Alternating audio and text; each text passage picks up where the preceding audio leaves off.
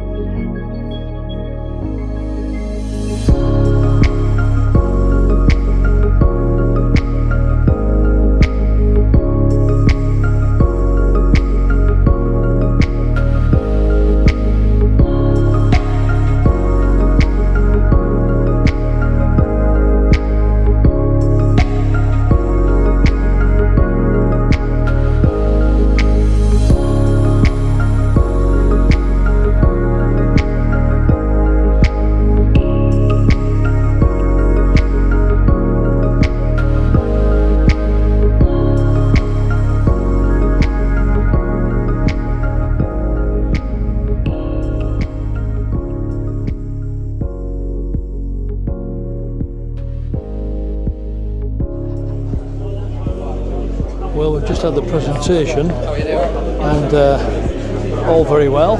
So this is the GT Line S version of the EV3,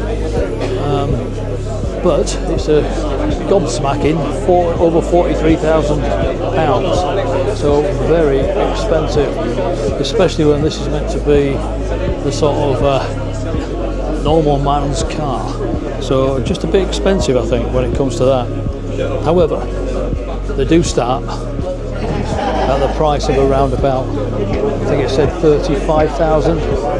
So you can sort of see you can get a cheaper version, but that's the basic model, and that's also with something like a 58 kilowatt hour battery, which is okay for 260 mile.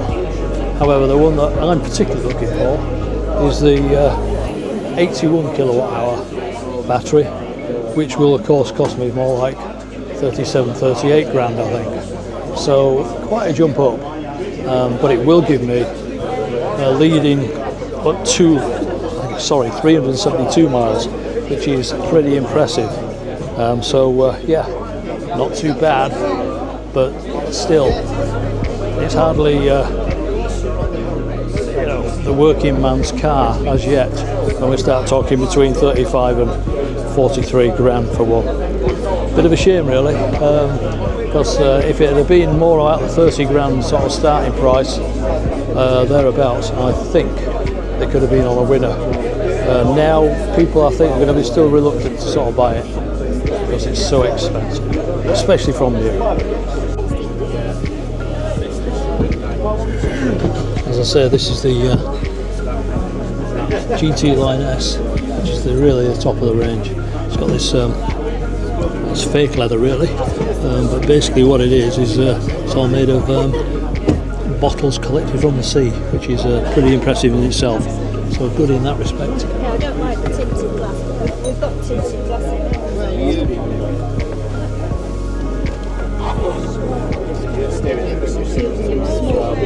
Nice cockpit. It's, 3 screens apparently, and you can watch YouTube and things on it as well, but only when it's not moving, which is an extremely good idea. It's maybe a bit dangerous as you're moving.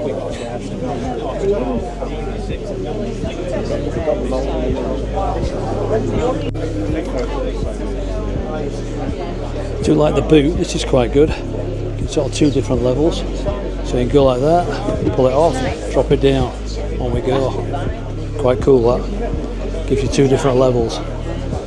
Having said that, I suppose if you're having it at this level, first level here, it might be a bit difficult to show how firm that is, especially if you want to put some serious weight on it.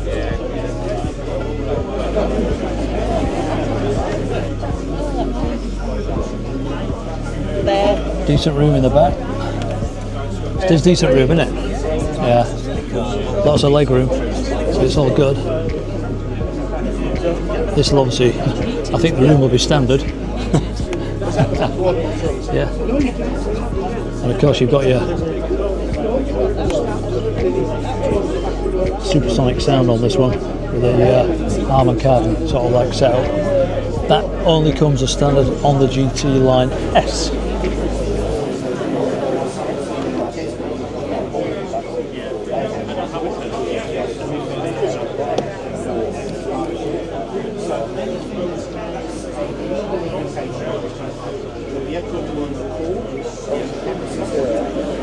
The other interesting factor I've noticed about is the tyres. The tyres are actually specifically made for this car, which have a dampening sound on the sound, a dampening effect within the tyre that's built into the tyre, which actually makes it quieter on the roads. So that's interesting. Of course, that GT Line S has obviously got all the bells and buttons, and, all the memory stuff. Yeah. Yeah, the comfort's nice. It's really nice. Yeah, it's impressive. And it's good visibility, isn't it? Lots of headroom as well. That's That's great for that point of view. Very nice. Seats are really nice though. Very nice. Very comfortable, which is what I'd come to expect a Kia. It's one of the reasons I actually bought it. My first Kia was a Sportage, and that was very comfortable. And every car I've had from Kia since, including the Nero, have been basically very, very comfortable. So, which is the main criteria for me, as well as the battery range. So for me, that's what it's all about.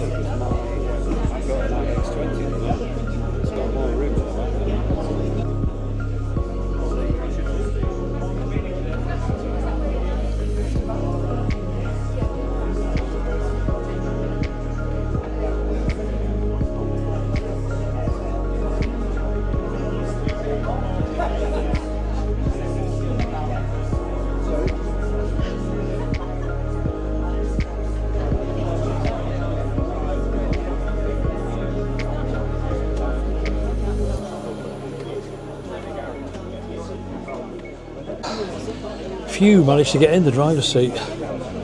Massive rear buttons here and there on the steering wheel. It's tidied up, but the comfort is fantastic, I will say that. But and it's the car itself is a bit taller, a bit higher, plenty of headroom. We've even got I don't know if you can see it, but we've even got a sunroof, which is pretty unusual for the Kia. Certainly haven't got that in my EV6, but yeah, really nice, very comfortable. And it looks like it'll be a nice drive. But yeah, nice car. But well, the word is that if you order one today, you should be able to get one in November. I'd be interested to see if that's the case, but we'll see. We'll see what they say.